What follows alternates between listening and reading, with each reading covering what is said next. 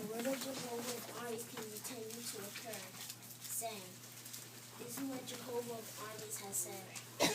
I will be jealous for Zion with great jealousy, and with great rage I will be jealous for her. This is what Jehovah has said. I will return to Zion and reside in the midst of Jerusalem.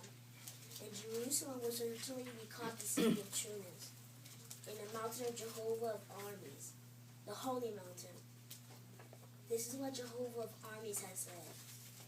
There will yet sit old men and old women in the public squares of Jerusalem, each one also with a staff in his hand because of the abundance of his days.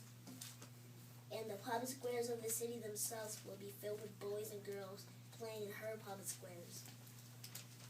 This is what Jehovah of armies has said.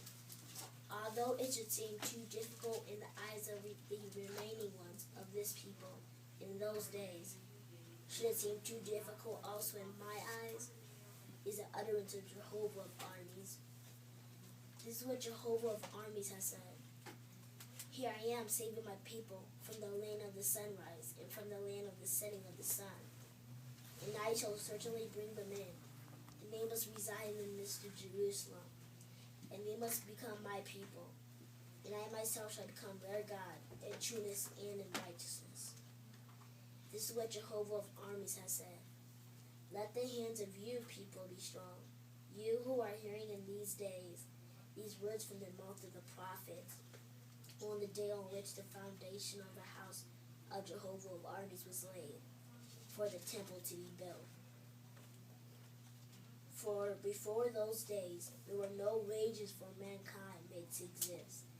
And as for the wages of domestic animals, there was no such thing. And to the one going out and to the one coming in, there was no peace because of the adversary.